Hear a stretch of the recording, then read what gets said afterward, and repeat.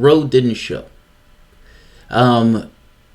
Roe is a politician, and I guess like other politicians, he says things that he cannot either keep up or that he just said to be saying. Meaning not necessarily keeping the promises or assurances that they would do something. Khanna was supposed to be here on Friday. This video is a few things. It's going to establish A, that he was supposed to be here, B, what I wanted to talk about, and C, the progression of what is taking place between then and today. So I contacted the Khanna camp. Just to establish, I want to show one of the emails back and forth. And it's only going to show time. It's not going to show any information. I'm not going to spoof him. Not spoof. I'm not going to forget the word for it, but reveal the information. All right, so right here. Sorry for the time change again. Is it 2:35 Eastern? Okay. Now, the reason why this was being sent was I sent Khanna a message on Twitter. Khanna said, send me an email. I sent him an email. This put me in contact with his appointment setter, and being in contact with the appointment setter, she gave me a time where Khanna will be available to have a conversation while he's in between certain things. Essentially, he can call in for a 10-minute spot. I was ecstatic by this. Now, I guess I looked at it as a politician, he's been pretty straightforward in regards to his support of lefty issues, and he's been unapologetic in that support. So I wanted to have him on prior, but if he could come on to talk about PAYGO, something that was relevant, that would have been a great spot. Not to mention, I kind of wanted to go into other areas, a little bit around PAYGO, but going into this idea of accountability, the Yemen bill, stuff like that. Essentially, I wanted the political explanation for stuff that we say on the left. Since he's a Democrat, who better to have that conversation with? No ambush, nothing like that.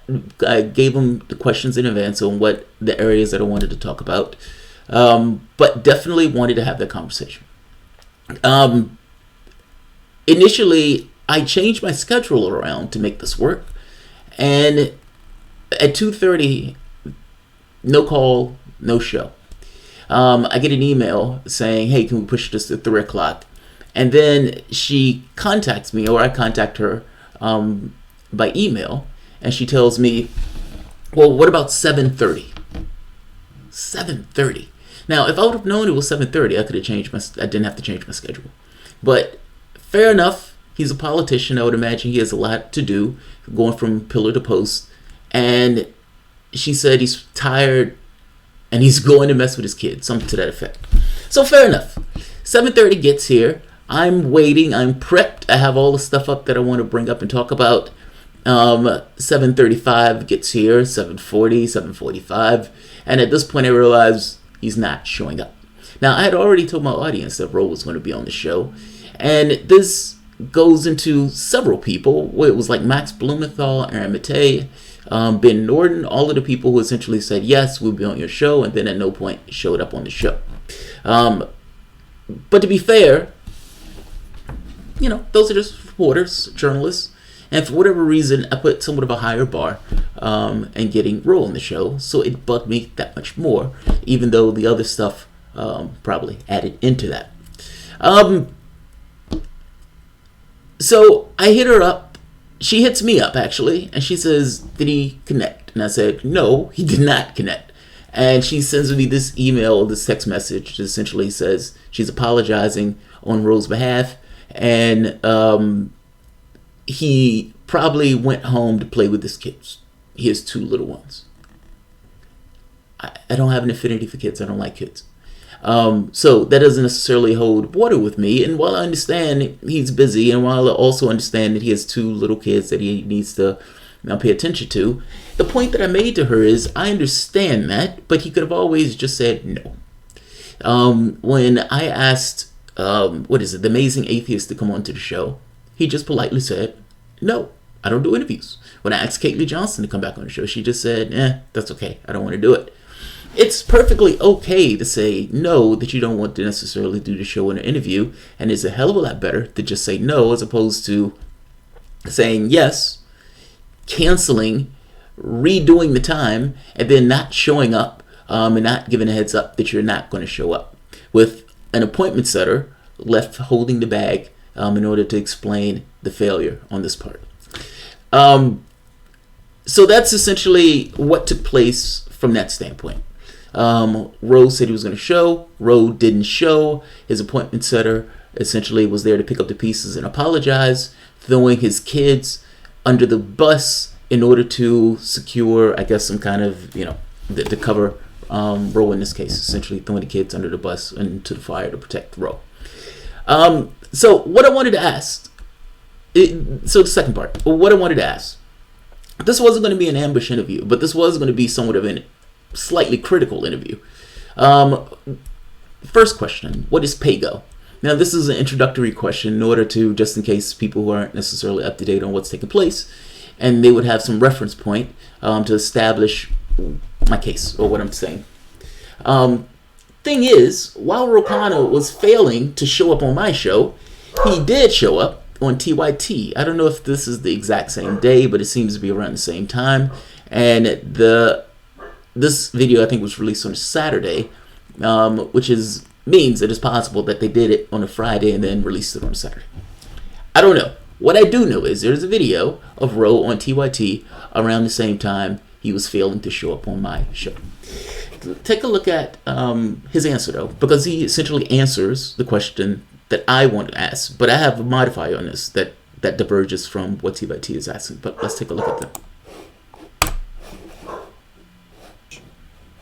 PAYGO is basically austerity politics.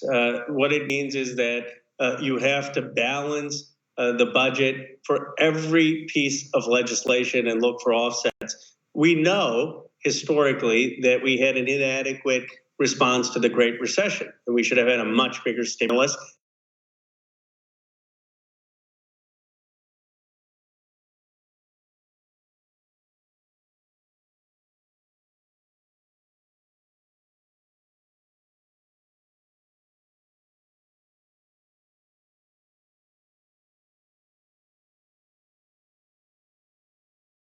Food and medicine isn't getting in.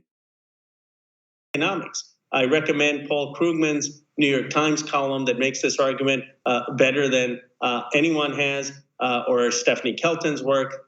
There isn't a major economist in this country who thinks PAYGO is good policy.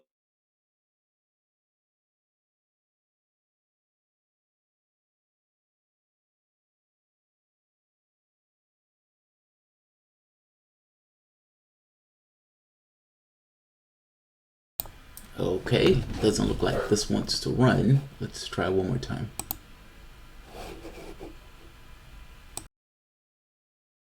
Food and medicine isn't getting straitjacket themselves and not have the flexibility to have large public spending in downturns or long-term public investments is just wrong economics. I recommend Paul Krugman's New York Times column that makes this argument better than anyone has, or Stephanie Kelton's work.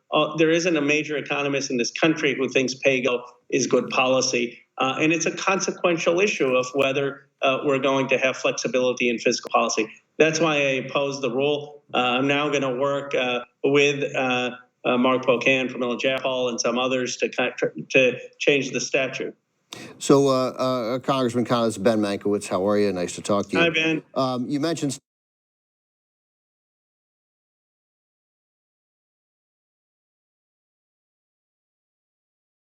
food and medicine isn't. How are you? Nice to talk to you. Hi, Ben. You mentioned Stephanie Kelton, and she has a quote here. It's in a Vox piece that the message Democratic leaders are sending is that we as a party, Democrats, stand for fiscal discipline. And while she's criticizing.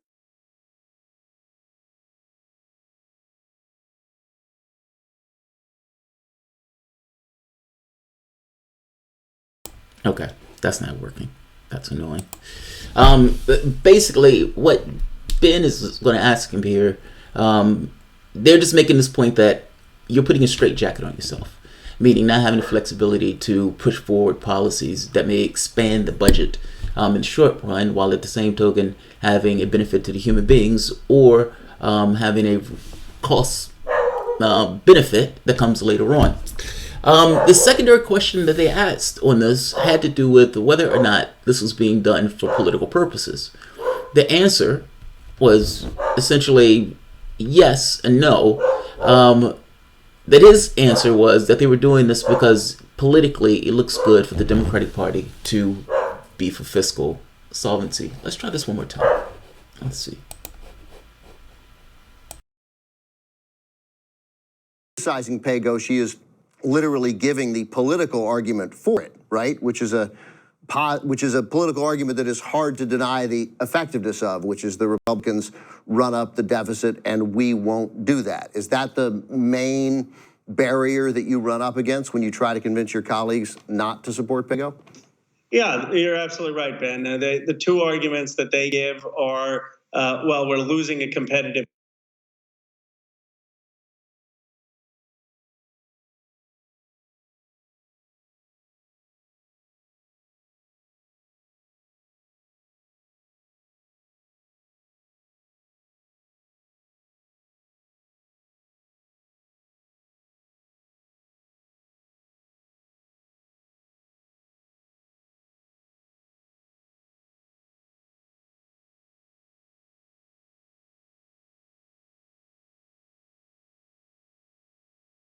All right, I am tempting fate trying to do both of these using my phone. So let's not do that. So the way the questions start to diverge when it gets to this thing of politics. Now, my question was going to be, why is the Democratic Party instituting a policy like this? Meaning, why are they putting forward a policy that's completely unnecessary based on a Republican framing of the world that puts a straitjacket on themselves? He slightly answers that here. His thing is, well, there's a political reason for it. It looks good from the optics standpoint. But my question kind of goes further than that. Are they doing this in order to put a limit on what lefties can get accomplished? Essentially putting a straitjacket on themselves, so at the very least they can say it's always the rule, it's the rule, it's the rule, and you don't have these inter-party fights from the standpoint of people. Now, this goes into a secondary thing of, what does the Democratic Party stand for? Now, I asked this question because Stephanie Kelton kind of made this point of, this makes it look like the Democratic Party cares more about austerity as opposed to regular and real human beings. It also looks like they completely miss why Donald Trump is in that office, which makes sense since they probably didn't do an autopsy at the end of failing to such a degree, believing that they can essentially recoup the farm just by waiting it out. Stephanie Kelton has a point here. Also, it goes to this thing of the Green New Deal that they essentially put the kibosh on. You have the United Nations saying you have 12 years left in order to get your house in order.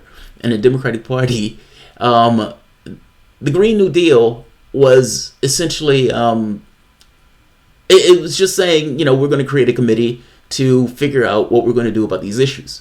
And they wouldn't even go to that far, not even giving it the powers that the previous defunct Green Energy Committee had.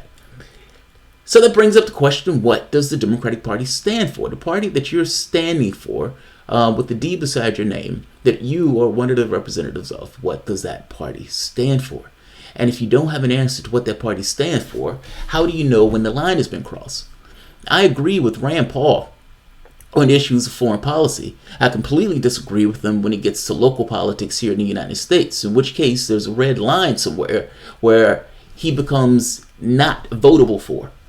I'm asking, when people like Joe Manchin voting 60% around with Donald Trump, Claire McCaskill was another one that had a high voter percentage with Donald Trump. You essentially have these creatures of the Democratic Party that should be Republicans in any sane world. The Republicans have just gone so far off a cliff that these guys still hang out within the Democratic Party. What does the party stand for when you have people like this that are still elements of the party and pushing forward policy that looks like you put the kibosh on all of those things that lefties were trying to get accomplished? I am fascinated with that question because nobody has been able to answer that question, at least not adequately and honestly. Donna Brazile was given that question, and Donna Brazile, with Trevor Noah actually, floundered it, said Tom Perez is the head of the party at this point, so Tom Perez to some degree is what the party stands for, which I have no idea what that means. Maybe Roe could have told. I also wanted to get into this thing of the Yemen bill. This loophole that's in Bernie Sanders' Yemen bill that would allow essentially the president to still remain in those countries, declaring, this Al-Qaeda thing, which is, for all intents and purposes, why we're there anyway. I mean, granted, the real reason we're there is the back of the Saudis in a push to push back the Houthis, who are supposedly allied with Iran in this case. But either way, the overt talking point was that, for the most part, this is this kind of Al-Qaeda thing. How hard is it to come up with intelligence that says there are Al-Qaeda affiliates in the area and that we need to continue bombing in our special missions? That's a massive loophole. But I wanted to hear the political defense of it, if that makes sense. Like, is there a reality behind the Kabuki theater that it looks like? I don't know. Sometimes when you're having these interviews beget more questions, in which case other things would have came up through the course of the conversation.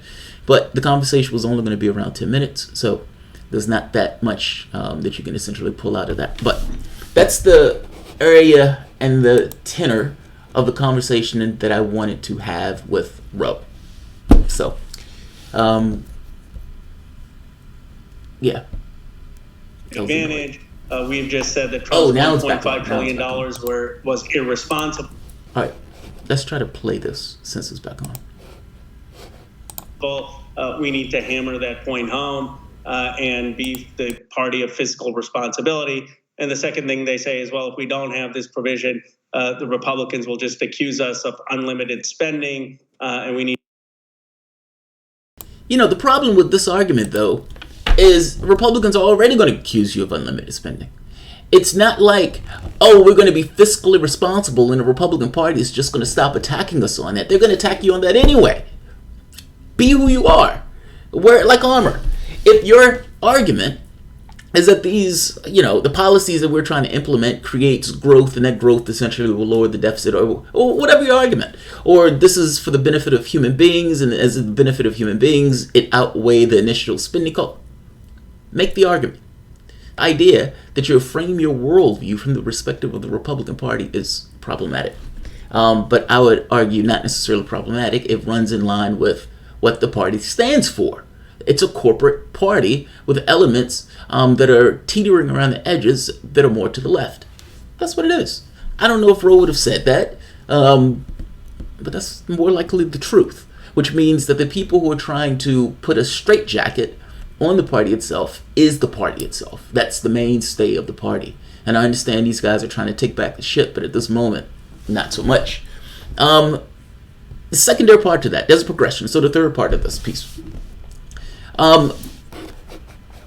So I always have a hard time pronouncing her name. Jayapal. Jayapal is introducing, two things. Apparently, they've been given assurances, meaning the Democrats in the House have been given assurances that legislation like Medicare for All won't be held under the provision of PAYGO. Meaning if Medicare for All is put up, they can still have the hearings and all this other stuff. But it won't necessarily, the rules won't apply to Medicare for All. This is one of those things that got many of the people to sign on to it. Also, Jayapal is introducing legislation to repeal PAYGO, the statute and the law. Today, Representative Pramil Jayapal, co-chair of the Congressional Progressive Caucus, introduced a bill to repeal the Pay-As-You-Go Act of 2010. Statutory pay-as-you-go, or PAYGO, is currently law. To truly eliminate it, Congress has to change the law. Modifying the rules package is not enough. I've long been concerned about PAYGO and its legislative implications, and earlier this week I've received a commitment from Rules Committee Chair Jim McGovern to waive PAYGO for Medicare for All and other key progressive priorities. Taking it out of the rules package does not address the real problem, which is that a statutory requirement, said Jayapal. That's why today I'm introducing legislation to repeal PAYGO and hold hearings immediately on why PAYGO is bad policy and bad for millions of working Americans who deserve a bold, visionary, progressive agenda. All right. One of my subscribers asked just a basic question. If this is true, and if PAYGO is not going to apply to Medicare for all, why would corporate Democrats essentially be okay with this?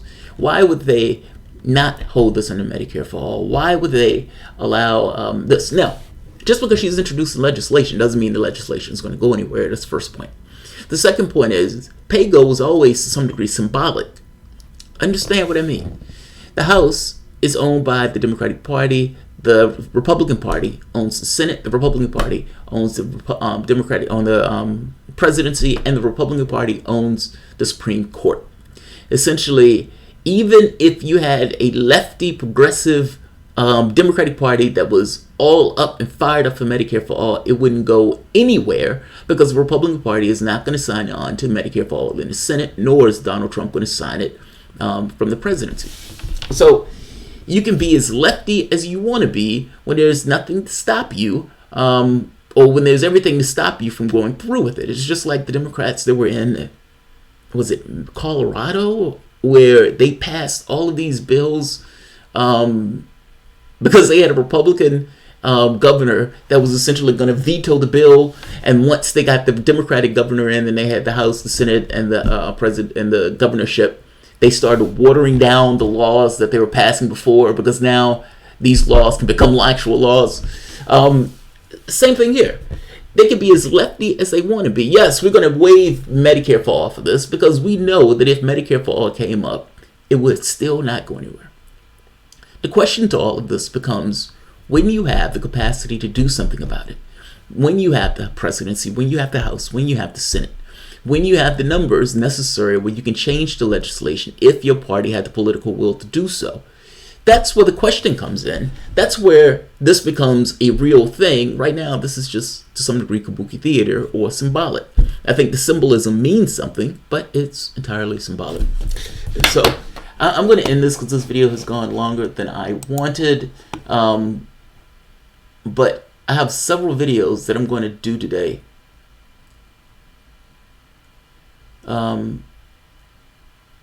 Creative experiments. A guy tweeted Jimmy Dore saying PAYGO rule suspends the PAYGO law, so it's good. I say if it takes 3 lawyers to understand an austerity law, it shouldn't exist. Yeah, same here. And even beyond that point, it's why does a law exist? Like, why is the Democratic Party looking at the Republican Party for its guidance? I mean, that makes absolutely no sense. What are you? Like, what do you represent? I think that's a fair question to ask. And if people can't come up with an answer to what are you and what do you represent, an honest answer, not a bullshit answer, but an honest answer, then how do you know when the line is trespass? You know,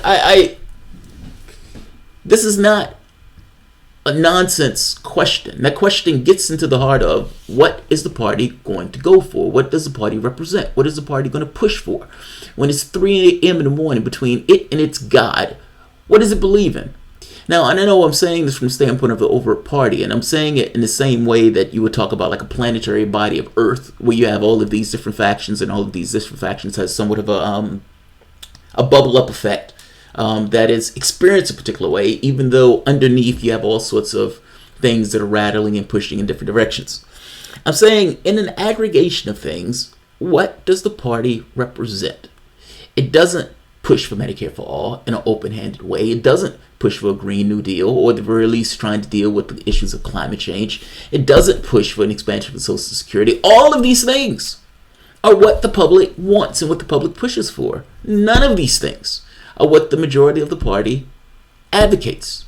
There is no left party in the United States. There's 2 right-wing parties. One that ran off of a fucking cliff and full of knuckle draggers, and the other one that are corporate types.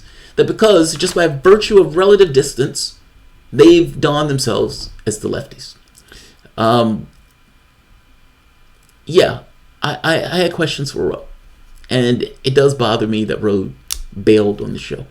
By the same token, this is what PAYGO is. And I'll put the interview with TYT at the bottom so you can get a more clear thing without the interruptions. But essentially, you know, you have to raise revenue to match whatever your spending is. You have to balance it out. Essentially, the government is chaining itself. This is nonsense. I mean, the Republican Party on the day Donald Trump got elected, after refusing to increase the debt limit for Obama, ended up increasing the debt limit by what, $9 trillion? I mean, this is a game. This is all a joke to them. So, the idea that you're going to take their framing of the world when they're not even being serious is utter nonsense.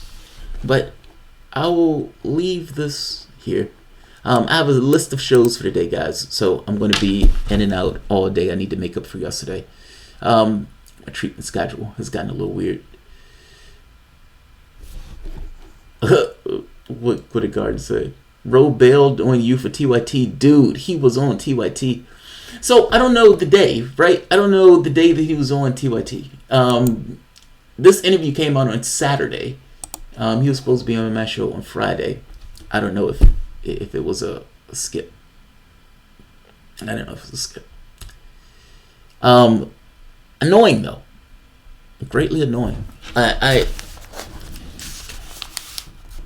guess my feeling is if I tell somebody I'm going to be on the show, unless something is massively taking place, I'm probably going to be on the show, especially if we nail down date and time and all this other stuff. His kids are important to him. I understand. And to be honest, I don't even know if it's an issue of his kids. That just sounds like an excuse. But if you say you're going to be on the show, be on the show. Have you located the haberdashers? So, what's funny? And I took that picture just for you, Fred. At the place that I was staying in in Poland, in Warsaw. In fact, I'm wearing a shirt today. It was an artist studio. And at the back of the artist studio was a chart with the name Haberdashers, and it had 8 different brands of hats that the haberdasher made. I thought it was awesome. Didn't he say, let's reschedule tomorrow? I don't remember him saying, let's reschedule. When did he say that? Oh, you mean that day? So they wanted to reschedule that day, and I did. I was available all 3 times the day that they tried to reschedule that day. 2:30, 3 o'clock. No, I think it was like 1:30, 2:30, 3 o'clock, something like that. And then it was 7 o'clock. All of those kept up within the context of the same day that the schedule kept changing. So I was available for the reschedule. He just didn't show. Join the TYT network, JT. That way you can get people like Rowan. I don't know if I want Donna Brazillo on, to be honest. But Ro, yeah, I did want him on. I always feel like I'm getting sold a used car when Ro does this thing. It depends, right? I mean, there are times where he's on mainstream media where he feels like he's going by script. That it's like he's like there's a political message that you need to get out, and so that's the message that you get out. Now, I think many people do that. It's somewhat of practice of politics where the goal of it is to communicate what you want to communicate, and get out of Dodge. So sometimes it does feel like it's by rote. But my rule was always look at the policies. I mean, what is he pushing? And do I agree with what he's pushing? Yes or no? Most of it, I do. So, but yeah, sometimes it does look automatic. But, part of the thing with coming on an indie show, having the balls to come on an indie show, is that you're not getting asked the same questions that mainstream media would ask. I mean, what does the Democratic Party stand for? I think it's an amazing question. Of course, I think it's an amazing question because it's one of the questions I was going to ask. But I think it really does get at the heart of this is who you're affiliated with. What does that mean? What does that mean to you? Even if you have a particular objective and a particular policy objective, overall, what does the party stand for? It's one thing if the party as a whole said, if you put us in office, we're going to pass Medicare for all. Full stop. This is kind of like Trump saying we're going to build the wall. We're going to build the Medicare for all. If you put us in office, that's what we're going to do politically. Or if you put us in office, we're going to pass campaign finance reform that gets rid of Citizens United. It's one thing if you have big, bold policy objectives where there are clear yes or no's with in regards to whether you could accomplish it, and the public will put you in office to accomplish a clear, specific policy objective. This idea of moving the country in a particular direction and trying to solve the things that are wrong. That's not what I see. That message Jimmy got is what Pocan said on Tom Hartman's show. No confirmation that it's true. How would the rule in the House waive the law? I don't think the rule in the House will waive the law. And I don't know how it would waive the law. When Jimmy came on, he was whining about people going after him. He's considered far left on this YouTube spectrum. Yeah, he is. You know, and I can look at it from his perspective. What, he has 400,000 subscribers, some insane number of subscribers. And anytime somebody says something, somebody brings it to him. So imagine you're going about your day, and multiple times throughout the course of the day, Sam Cedar said this. What's that little turd name? Progressive Voice. This guy said this, or this other person said this. And all of these people saying something, all of these 400,000 subscribers, many of them, give them to him. Even if 1% of them was giving Jimmy Dore information, just as a human being. I mean, imagine getting tons of emails where all of them are negative shit that people have said about you. It may come across as somewhat of an outlier of negativity from your vantage point of I.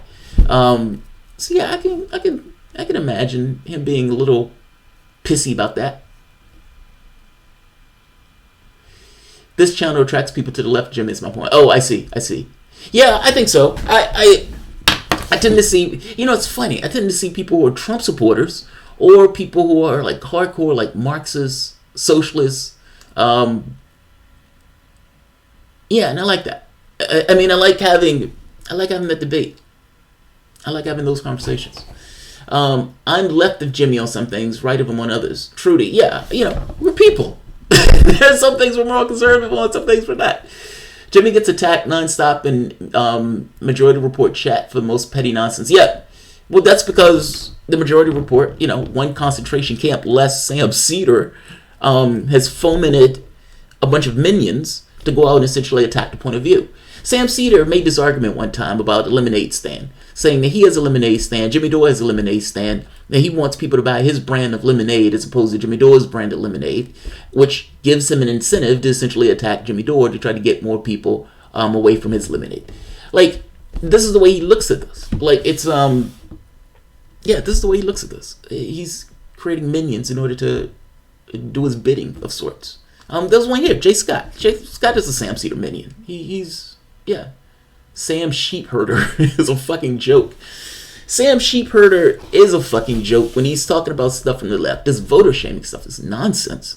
Like, if you have to get to that point where you're shaming somebody for what they voted for, then the problem is you. And the problem is probably your party, not necessarily the individual who couldn't bear themselves to drag themselves to the poll to vote for Clinton. This channel is getting a rep for being a chopping block. No way. No way. Fucking A. I'll take it. I'll take it. I've secretly replaced this lemonade with Folgers cannabis, except it's not Folgers. It's cannabis. I love that. I've secretly replaced this Folgers with cannabis. Except it's, yeah. By the way, Slow News Day, I sent you an email Tuesday or Thursday. My treatment schedule has been bananas since I've gotten back. When I was in Berlin, so there was a major fuck up in Berlin. The entire time that I was on the trip, I had to keep my weight between certain numbers because if you have too much weight on it, it makes it difficult to breathe, it makes it difficult to function and move, and it puts a difficulty around the trip. And if it's too much weight, at a certain point, it ends the trip. And for the most part, I've been able to do that. Portugal only allowed you to pull 4 kilos per treatment, which means that if you put in too much, you can't pull all the weight off, which means you end up with weight continually while you're in Portugal. That's where the saunas and all that other stuff started. When I was in Berlin didn't pull the weight. So I went in with a certain amount of weight on. And to be fair, this was one of those times where my weight had trended upwards. And so I needed them to pull at least 5 kilos. Like, I need you to take off 5 kilos, about 12 pounds. Now, most people, if they lose 12 pounds, they don't necessarily tolerate it well. But at the point where you have more than that on, you can tolerate it pretty decently, especially if you get accustomed to it. I get to the wrong facility. So this day was a fuck fest. I go to the wrong facility. That's the first thing. And when I finally get to the right facility, I leave at like 6 in the morning in order to go, which means I'm late. I'm late by several hours, which means they end up cutting my time, which means that the weight that I needed to get off was not the weight that I got off, which means I left that treatment facility with, I think, like 6 kilos on, like some insane amount. Now, this is a problem because the next treatment is not going to be for like 7 to 9 days. Now, by this token, though, I know I'm coming home. So I know that there's a treatment that's going to be, let's say, on that Monday as opposed to being on that Wednesday. Because my wife was nice enough to try to arrange that for me by the time I came back home.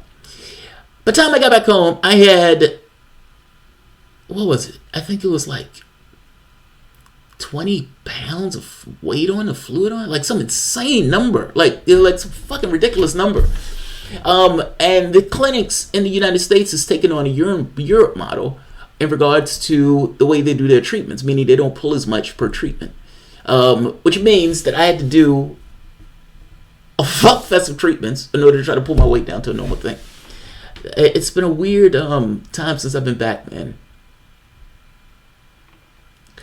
PV did a super chat on Jimmy Dore asking him if he believed in a 9/11 conspiracy, but it was set up to try to make it look stupid video against him. What's your problem begging PV to ask that, Jamal? I didn't ask Jimmy. I didn't ask Progressive Voice to. Look, I think anybody who accepts anything is 100% true, where they have no ability to know whether it's 100% true, are deluding themselves. I don't think people who ask questions about 9/11 are insane. That said, I don't necessarily think it's an inside job in the way people think it's an inside job. I guess I don't necessarily think the inquiry is insane. Like, PV is, he's in the same sheepdog world. He's looking for stuff to just attack Jimmy Dore on. It's nonsense. I keep telling you that PV has 2 good kidneys. Well, if PV ends up in Nepal, maybe we can talk, Garden. Maybe we can talk. Damn, Jamal, you really need a kidney. I'm okay. I'm okay. This has been going on for 20-something years. I'm good. I'm good. I still say that Pac-Man is Tom's Padawan. He's just to sanitize for radio and TV broadcast. Safe left. I don't think there is a such thing as a safe left. I mean, if you're the left, then you should be to some degree in contention with the system as a whole. And if you are a safe left, you are just a cog in the wheel of the system itself. I mean, is the goal to change things? Is the goal to just kind of play politics? I mean, I want to change things. There's a difference in those things. Tom Hartman, I still say, man, if you were in a different world, Tom Hartman would be your guy. And one of the most knowledgeable people you'd ever come across in your life. By the same token, he is a Democrat, and he will back up that party line. It's almost as if Sam Cedar, Tom Hartman, and Pac-Man, all of them get a script, and they can run with the script, and that there are varying levels of that script. Meaning, if you're MSNBC, you're more rigid from the standpoint of how close you are to the party. If you're Sam Sheepdog, you engage with people within that particular realm in order to vilify, to try to get them also within the party. If you remember, Clinton had associations with various reporters, and those reporters would essentially write stories that are favorable or attacking Sanders based on their affiliation with Clinton.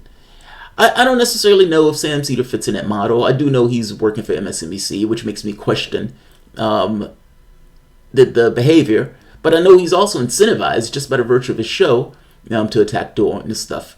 So a lot of the stuff I think is gaslighting. Ultimately, he's trying to taint the waters for people who are associated with Dore to try to make it look like there's something wrong. Just like they did with Trump, where they burned the ground that if you vote for Trump, you're sexist and racist, creating a headwind in order to essentially go with Trump. I wouldn't be shocked at all if the party interacted with various levels in various forms, be it social media or be it in the political space from the standpoint of mainstream media. In this case, Sam will give a lefty perspective, and they would talk about socialism and all this other stuff. By the same token, they would tell you to vote for Clinton. So, I don't know. I'm cynical of this stuff and skeptical of the people in the process. So, all right. I'm going to end this here. He's joking me.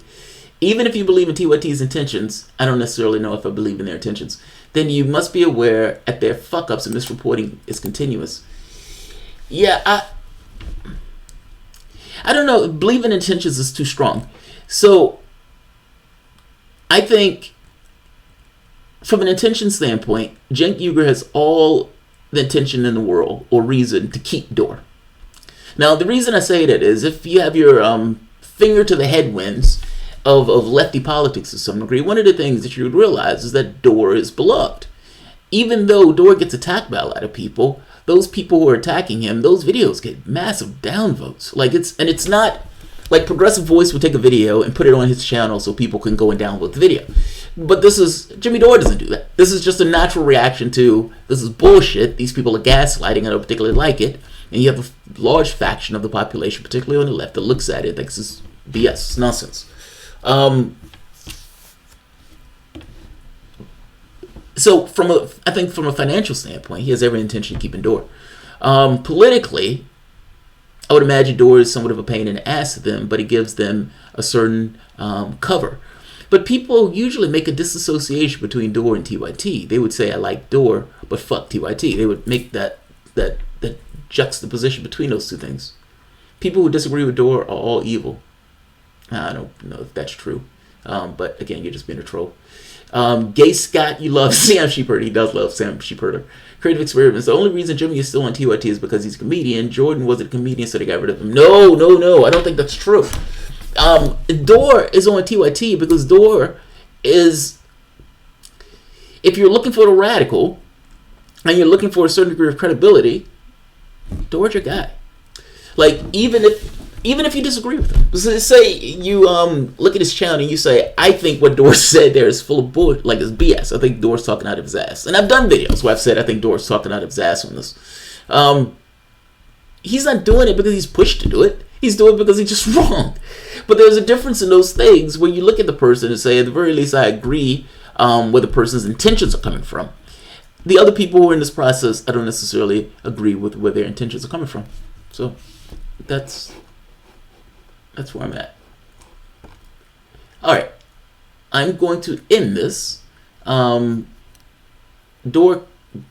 cut Dor money by 10%. No way. How do you know that? He's paying Cenk to be on TYT. Cenk puts the show out because it's his Lenses network that only share the credibility. That's what I think. I think it lends the show credibility. I think if you sever Dor, you sever, cut their balls off to some degree. So yeah. But he is loyal to TYT. Yeah, I agree with you. Stephanie, Debbie may have buckled under the pressure of gaslighting accounts. Like they tried to screw with the really dedicated activist heads, I think. I don't know. I think Debbie. Yeah, I don't have anything to say about Debbie on this one. Jimmy Dore preaches third way politics. He's a new stooge. How's he a new stooge? Because he preaches third party politics. Like the moment that somebody disagrees that the two-party system is the best system, that's somehow a stooge? That's nonsense. Look, people have different political identities in regards to what they want to try to get accomplished. Not everybody is pulling in the same direction. There will be differences in regards to the way people go about trying to make some level of change. You can make a case that says if all of those lefties who wanted real change to take place join a different party, then you could probably get things accomplished. You can make a case that said if people in solidarity pull their support away from the Democratic Party as long as they're not pushing for certain objectives, you can make a case that things will change. It's not a stooge for trying to push people in a particular direction. I don't get that. That makes no sense. It makes no sense. All right. How do you cut TYT balls? You don't. Okay, that's funny. Your view numbers are going to go up, not down. Fuck Roe. I'm not going to say fuck Roe. It just bugs me. That's all. I don't like. like I try to arrange a certain guest to come onto the show because I think my audience would gain something from it. Like when I bring people on, especially the best interviews, or the interviews where I think the audience gains something from the person there, and I'm interested in whoever I'm talking to. There have been interviews where I haven't had any interest in the person I was talking to, and those interviews tend to go bad. This one, I think would have went well because it would have gotten them out of this robotic stuff that takes place on mainstream media. And just the sheer amount that I had to reorganize my day to make that work. It's just, fucking aggravating. But yeah, I'm going to end this here. Guys, if you enjoy the content, please feel free to share, like, subscribe. You can always support through PayPal or Patreon.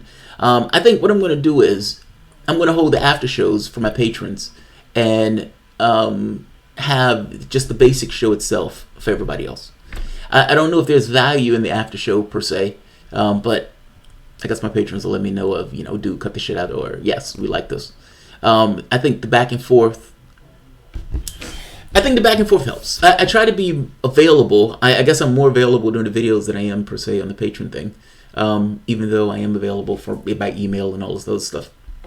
But maybe that's the way to do it. Obama won't return my phone calls. He won't return mine either. Probably the millions of dollars. Jamal, you're not going to get Roe, Ocasio, or Warren, or Bernie on your show. They already planned for the whole year to defend Nancy Pelosi and Chuck Schumer. It's a done deal. I don't know if that's... Roe, I don't think Roe is ungettable. I guess that's the part of the thing that bugs me. I was so excited that he was going to be on the show. I was like, holy shit, Ro Khanna is going to be on the show. That's awesome. If you remember, that day I had 2 interviews. I had Grant Cameron and Ro Khanna. Both ended up going to be on the same day. And part of me thought, it was like, well, maybe they saw the Grant Cameron interview and it was like, well, fuck that. He's talking about aliens. I don't want to have Ro on the show. I don't think that was it at all. I think he just, didn't care. Oh, he only has 17,000 subscribers. What does it matter to me? I'm a politician. I don't know. What the guy know mass?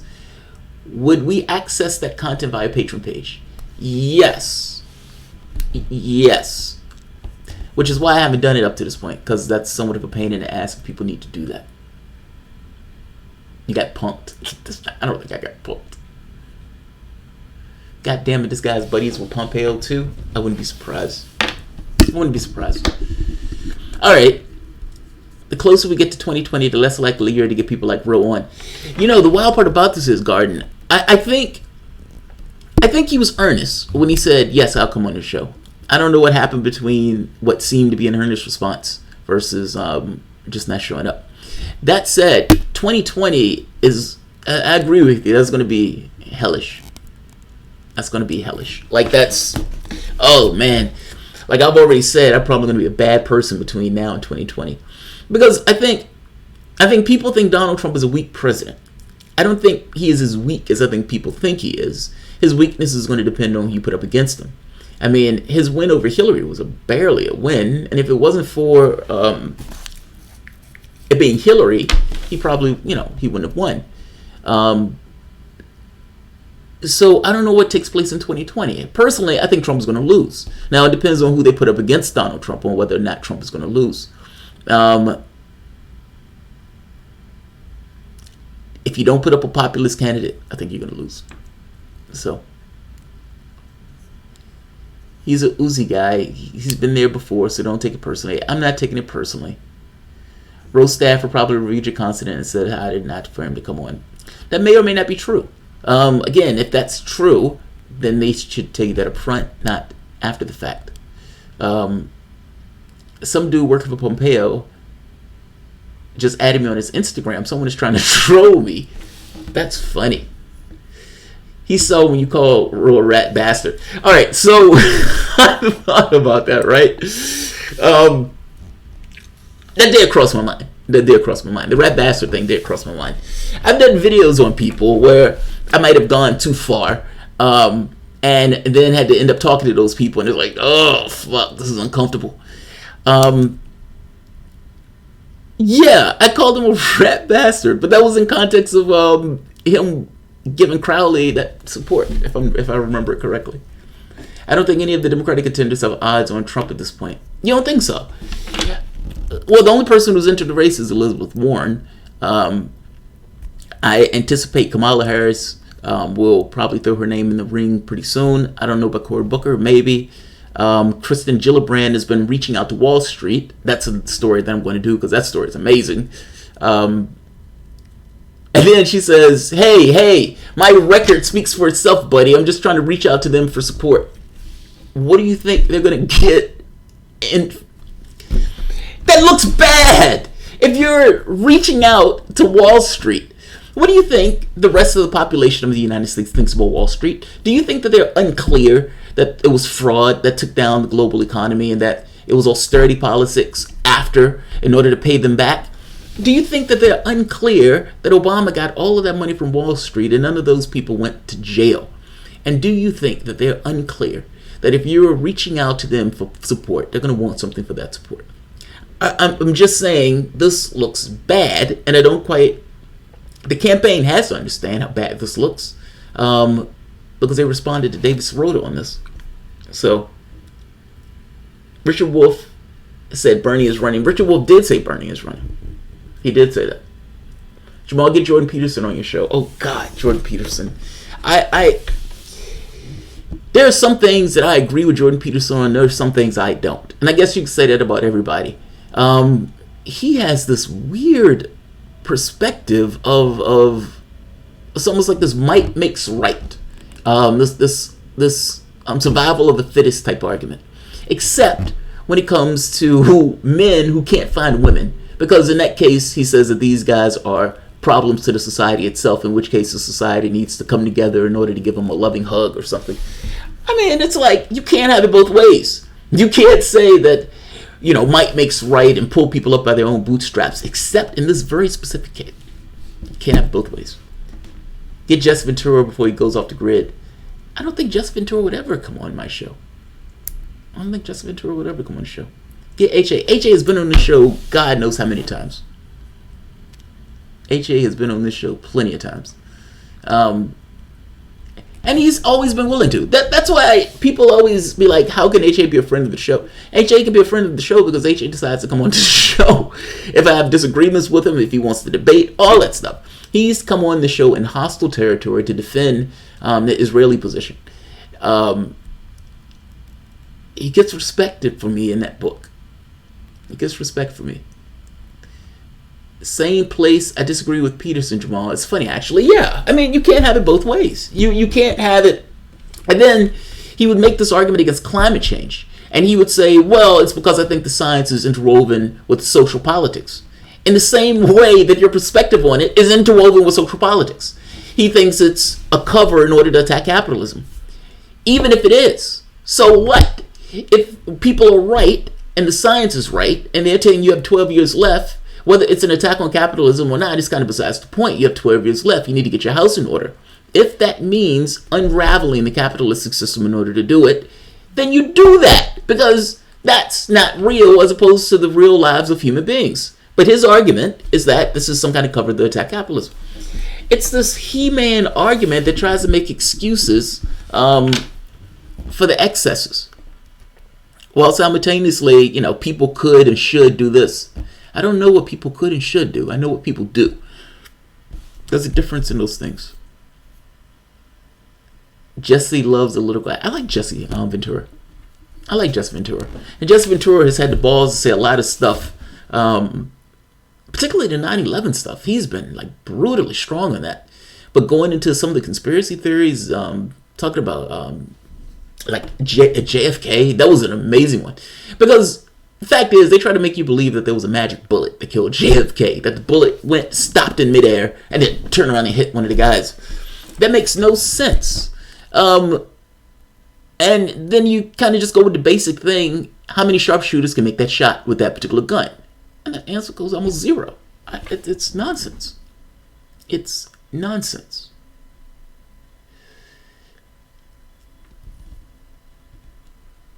Peterson only eats meat as his daughter. What? He only eats meat. He's a carnivore. He's a carnivore. Same thing happened with Brett Weinstein. He used to be a decent academic lecturer, but as time went on, the fame got to his head and he became entrenched in his political positions. Yeah, man, it happens, man. I mean, you're... How many people repudiate their previous position? You know what I mean? That's not an easy thing to do. Daddy Bush was not supposed to be in Dallas, but he was. Wait, you're telling me JFK wasn't killed by one person? I don't think JFK was killed by one person. At least not... I don't believe the story that they're putting forth that, what's his name, standing in the building with the rifle, single-handedly took down... I don't believe that. I don't believe that. All right. You guys have a decent one. I'll check with my patrons and see if they will prefer that over a patron appreciation episode, and maybe even give both, like a one per month and that type of stuff. Maybe yeah, that might work. That might work. There are normal social pressures involved with being famous. Yeah, agreed, Garden. Agreed. Absolutely agreed. All right, guys. You all have a decent one. If you enjoy the content, please like the video. And I'll see you guys in probably 10 minutes or so. Thanks all.